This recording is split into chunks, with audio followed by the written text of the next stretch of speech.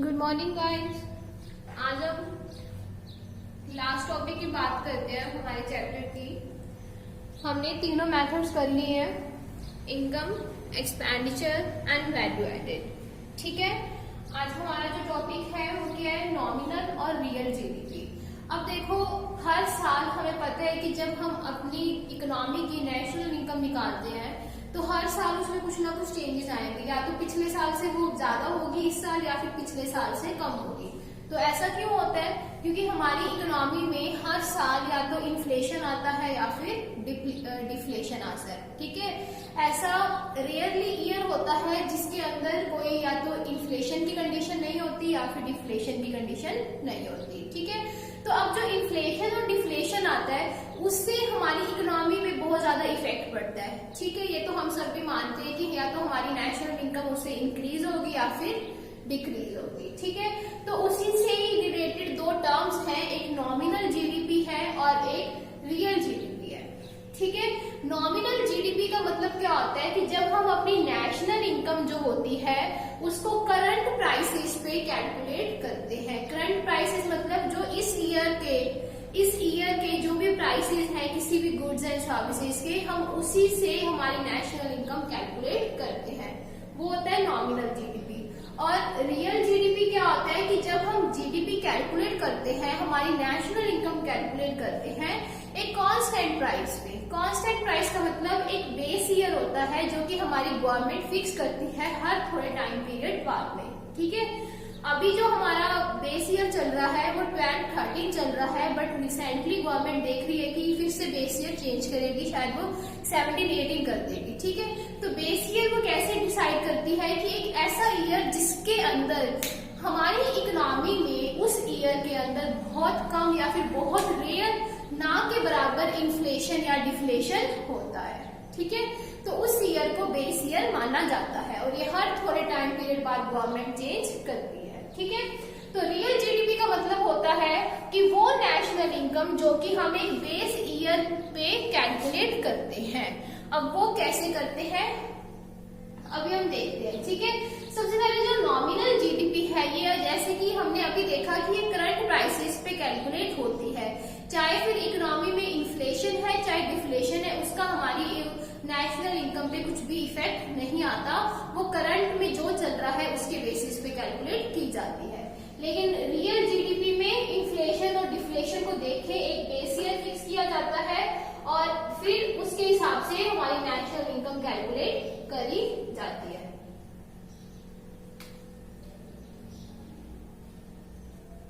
ठीक है, तो देखो अभी मैंने एक एग्जांपल लिया कि 2010, 11, 12 का एग्जांपल लिए कि इसके अंदर पिज्जा क्या प्राइस और क्वांटिटी का एग्जांपल लिए। जस्ट एन अजम्पशन, ऐसा होता नहीं है कि पिज्जा हमें 1 रुपए में मिल रहा हो। सॉरी, ये क्वांटिटी इधर है और प्राइस इधर है, हाँ तभी।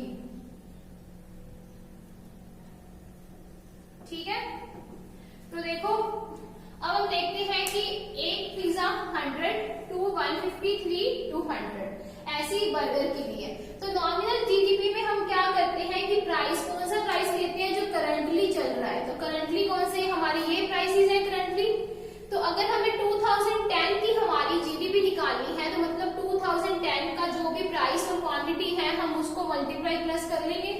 जैसे कि हमें 2010 का निकाल रहे हैं हम, तो पिज्जा की कितनी क्वांटिटी और प्राइस है, 1 into 100 प्लस 2 into 50। ठीक है, तो 100 प्लस 100 200, मतलब 2010 के अंदर हमारी जीडीपी क्या रही है 200, मतलब हमने हमारे 2010 के अंदर हमारी जीडीपी में 200 की गुड्स का एडिशन हुआ है। ठीक है, ऐसे ही हम रियल जीडीपी में देखेंगे। रियल जीडीपी में हम क्या करते हैं, एक बेस ईयर लेते हैं। ठीक है, जैसे कि इसके अकॉर्डिंग हमने बेस ईयर ले लिया 10-11, जस्ट इसके अकॉर्डिंग हम बेस लेते हैं 10-11। वैसे हमारा जो करंटली चल रहा है वो 12-13 चल रहा है। ठीक है,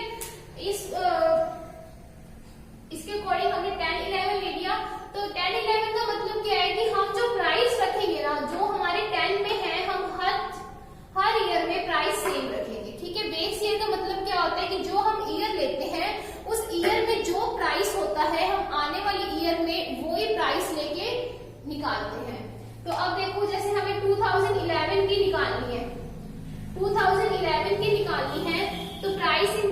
क्वांटिटी होता है, तो जब हमने अपना बेस ईयर 10-11 लिया तो हम प्राइस कौन सा लेंगे, 10 का लेंगे, ठीक है। तो 100 इंटू 2 प्लस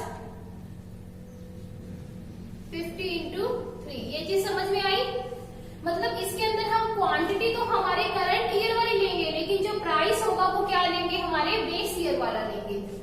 तो इसके अंदर हमारी रियल जीडीपी कितनी आ गई है, 350। समझ में आया दोनों का डिफरेंस कि उसके अंदर हम नॉमिनल के अंदर जो नेशनल इनकम कैलकुलेट करते हैं वो करंट प्राइसेस पे करते हैं, जो हमें जिस ईयर की प्राइस और क्वांटिटी निकालनी है। लेकिन रियल के अंदर हम क्या करते हैं, पीछे के ईयर्स का है जो भी गवर्नमेंट ने एक बेस ईयर फिक्स किया होता है, हम उसके अकॉर्डिंग अपने जो करंट ईयर है उसका जीडीपी कैलकुलेट करते हैं। क्लियर, इतना क्लियर हो गया। तो आप सबको नॉमिनल और रियल जीडीपी का पता चल गया कि नॉमिनल जीडीपी क्या होता है और इसे हम कैसे कैलकुलेट करते हैं, और रियल जीडीपी क्या होता है। तो अभी हम देखते हैं नॉमिनल और रियल जीडीपी में क्या क्या डिफरेंस होता है। अब देखो, जो नॉमिनल में हम निकालते हैं वो हम करंटली जो चल रहा है उस पे निकालते हैं, लेकिन जो रियल है उसके अंदर हम गुड्स और सर्विसेज की वैल्यू किस पे बेस निकालते हैं, उस प्राइस पे जो हमारा बेस ईयर पे डिपेंड होता है, ठीक है। अब जो नॉमिनल इनकम होती है वो इंक्रीज होती है, चाहे आउटपुट में इंक्रीज हो चाहे ना हो। क्यों होती है, क्योंकि हमारी इकोनॉमी में हर साल या तो प्राइसेस इंक्रीज, मोस्टली इंक्रीज ही होते हैं। ऐसा बहुत रेयर केस होता है जब हमारी इकोनॉमी में डिफ्लेशन आए और प्राइसेस कम हो, ठीक है। इसलिए ये माना जाता है कि नॉमिनल जीडीपी के अंदर जो हमारी नेशनल इनकम होती है वो हमेशा क्या होती है, इंक्रीज होती है। लेकिन जो रियल है, अब रियल के अंदर प्राइस तो कांस्टेंट रहते हैं, तो इसलिए ये तब इंक्रीज होगी जब हमारे क्वांटिटी में इंक्रीज होगा, ठीक है। नॉमिनल नेशनल इनकम के अंदर क्या होता है, प्राइस का कुछ भी इफेक्ट नहीं होता। कि प्राइस का इफेक्ट क्यों नहीं होता, क्योंकि प्राइस तो हम करंटली ले लेते हैं, लेकिन उसके अंदर प्राइस का इफेक्ट पड़ता है क्योंकि प्राइस उसके अंदर हम बेस ईयर का लेते हैं, ठीक है। अब देखो कि कौन सा बेस्ट इंडिकेटर है, कौन सा सबसे सही है नेशनल इनकम निकालने के लिए। क्या हमें जो हम नेशनल इनकम निकालते हैं वो हमें रियल जीडीपी रियल के अकॉर्डिंग निकालनी चाहिए या फिर नॉमिनल के अकॉर्डिंग निकालनी चाहिए, ठीक है। अब देखो हमें क्या करना चाहिए, रियल के अकॉर्डिंग निकालनी चाहिए। क्यों रियल के अकॉर्डिंग निकालनी चाहिए, क्योंकि वो हमें ये बताता है कि हमारी कंट्री के अंदर एक्चुअल में फिजिकल आउटपुट में, मतलब गुड्स एंड सर्विसेज में एक्चुअली में कितना चेंज हो रहा है। लेकिन जो करंट में हम निकालते हैं वो हमें क्वांटिटी का कुछ नहीं बताता कि क्वांटिटी में कितना चेंज हो रहा है। वो जस्ट हमें ये शो करता है कि हमारी इकोनॉमी में इन्फ्लेशन और डिफ्लेशन से जो प्राइसेस में चेंजेस आए हैं उससे हमारी इनकम में क्या एडिशन हुआ है, ठीक है। तो जो रियल इनकम है उससे हमें प्राइसेस का जो इफेक्ट होता है वो नहीं शो होता, क्योंकि प्राइस क्या रहता है, सेम रहता है। लेकिन नॉमिनल के अंदर हमें प्राइसेस का इफेक्ट शो होता है, ठीक है। अब रियल है उससे हम क्या कर सकते हैं, हर एक ईयर का कंपैरिजन बहुत इजीली कर सकते हैं। कैसे इजीली कर सकते हैं, क्योंकि इसके अंदर हम प्राइस को क्या रखते हैं, कांस्टेंट रखते हैं, ठीक है। तो मतलब हम हर ईयर में ये देखेंगे कि कितने goods and services extra produce हो रही है या कम प्रोड्यूस हो रही है, तो इससे हमारा कंपैरिजन करना बहुत इजी है। लेकिन नॉमिनल में क्या होता है, प्राइसेस भी चेंज हो रहे हैं और quantity of goods and services भी चेंज हो रही है ड्यू टू इन्फ्लेशन और डिफ्लेशन, तो उसके अंदर ये कैलकुलेट करना इजी नहीं है, ठीक है। तो और जो रियल इनकम होती है वो हमें इंटरनेशनल कंपैरिजन में भी हेल्प करती है, ऑब्वियसली हेल्प करेगी, क्योंकि क्या होता है कि हम इसके अंदर कॉन्सेप्ट लेके चलेंगे वही बात, तो इसलिए वो हमारी हेल्प करती है कि एक्चुअली में हमारी जो इकोनॉमी है वो कितनी स्ट्रांग हो रही है, कितना उसके अंदर प्रोडक्शन हो रहा है। लेकिन जो नॉमिनल है वो तो पूरा हमारा किस पे डिपेंड है, हमारी इकोनॉमी में इन्फ्लेशन और डिफ्लेशन पे डिपेंड है, इसलिए हमें रियल ग्रोथ का नहीं पता चलता नॉमिनल में, और ना ही हम इंटरनेशनल कंपैरिजन सक्सेसफुली कर सकते हैं। क्लियर, नॉमिनल और रियल का अच्छे से कॉन्सेप्ट क्लियर हो गया, नॉमिनल क्या होता है और रियल क्या होता है, इन दोनों के बीच का डिफरेंस एग्जाम में डेफिनेटली आता है, ठीक है। अब हम एक चीज ये देखते हैं कि हम नेशनल इनकम को, अगर मान लो हमें नेशनल इनकम करंट प्राइस पे गिवन है, उसको हम कांस्टेंट प्राइस पे कैसे चेंज करेंगे।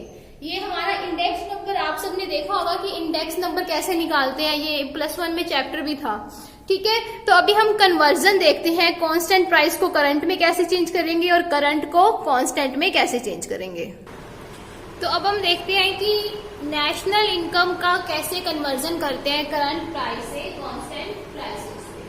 ठीक है, तो एक इंडेक्स होता है, इंडेक्स नंबर क्या करता है, हमारी हेल्प करता है, किस चीज में हेल्प करता है, प्राइस लेवल को चेंज करने में बिटवीन 2 डिफरेंट पीरियड्स में। ठीक है, अब हमें देखो करंट प्राइस से कांस्टेंट पे जाना है या फिर कांस्टेंट से करंट पे जाना है, तो उसके लिए हमें इंडेक्स नंबर का, प्राइस इंडेक्स की हेल्प लेनी पड़ती है। प्राइस इंडेक्स क्या होते हैं, एक इंडेक्स नंबर होता है जो कि चेंज शो करता है प्राइस लेवल का बिटवीन 2 डिफरेंट पीरियड्स में, जैसे कि करंट ईयर से बेस ईयर में। तो इसका फॉर्मूला क्या होता है, current price index is equals to P1 upon में P0 into 100। P1 is price of current year and P0 is price of base year. ठीक है, तो ये हमारी हेल्प करता है ये देखने में कि जो हमने नेशनल इनकम में जो राइज हुआ है वो रियल है या फिर नहीं है। ठीक है, अब कैसे हम इस फॉर्मूले को कैसे यूज करते हैं, मान लो कि हमें करंट ईयर का जो प्राइस है वो 160 दिया हुआ है। ठीक है, और हमें जो करंट ईयर की जो इनकम है वो हमें दे रखी है 1,60,000। तो हमें नेशनल इनकम निकालनी है कांस्टेंट प्राइस पे। तो ये हम कैसे निकालेंगे, इसको निकालने के लिए हम ऐसे कर सकते हैं, कांस्टेंट प्राइस पे हमें निकालनी है। ठीक है, क्या क्या गिवन है, करंट प्राइस का प्राइस गिवन है और नेशनल इनकम गिवन है करंट प्राइस में। ठीक है, ये दोनों इंफॉर्मेशन हमें गिवन है। हमें क्या निकालना है, नेशनल इनकम निकालनी है कांस्टेंट प्राइस पे। तो कांस्टेंट प्राइस में हम क्या रखते हैं, करंट प्राइस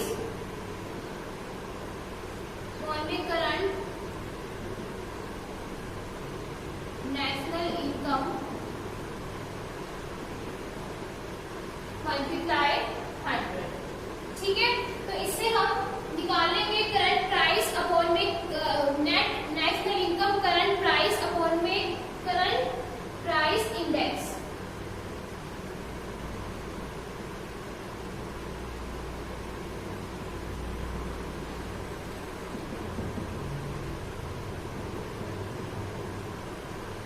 तो क्या क्या गिवन है हमें, 1,60,000 अपॉन में 160 इंटू 100।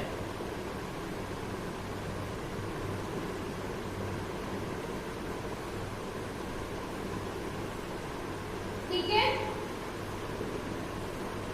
तो ये हमारा आ गया कि हमने कांस्टेंट प्राइस में हमारी नेशनल इनकम कितनी है। समझ में आया, जस्ट एक फॉर्मूला पुट करना है और पूरी इंफॉर्मेशन हमें गिवन होगी तो उससे हम कांस्टेंट प्राइस या फिर करंट प्राइस जो भी हमें नेशनल इनकम में निकालना है वो हम निकाल सकते हैं। ठीक है, इसका बेसिक फॉर्मूला होता है P1 अपॉन में P0। बाकी हमें जो इंफॉर्मेशन गिवन है या फिर जो निकालनी है उसको हम क्रॉस करके निकाल सकते हैं। ठीक है,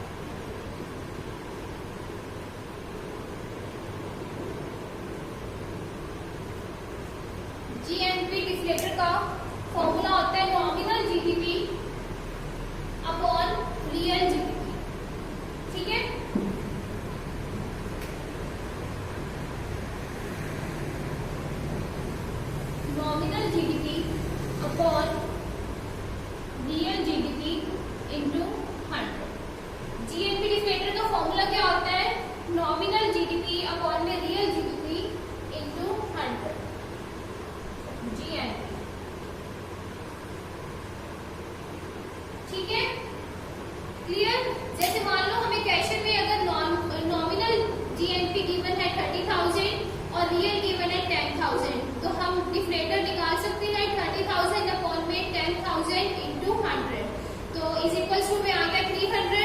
तो इससे हमें ये पता चलता है कि 300 रुपए का जो प्राइस है वो क्या हुआ है, इंक्रीज हुआ है। ठीक है, तो आपको टॉपिक समझ में आया, एक नॉमिनल और एक रियल जीडीपी समझ में आया, कन्वर्जन इनका समझ में आया कि करंट प्राइस हम कॉन्सेप्ट में कैसे चेंज करते हैं। ठीक है, नेक्स्ट हमने किया जेएनपी डिफ्लेटर, ये समझ में आया। तो इससे जो हमारा 4th चैप्टर है वो कंप्लीट हो गया है। ठीक है, हमारा इस यूनिट के अंदर एक टॉपिक बच रहा है सर्कुलर फ्लो ऑफ इनकम, उसके अलावा हमारी ये वाली यूनिट पूरी कंप्लीट हो चुकी है। तो वो जो सर्कुलर फ्लो ऑफ इनकम है वो हम नेक्स्ट लेक्चर में कंटिन्यू करते हैं। तो आज आप लोग ये सब बुक से रीड आउट कर लो, इसको समझ लो और इसके 1-2 जो एग्जाम्पल्स हैं वो सॉल्व आउट कर लेना। ठीक है।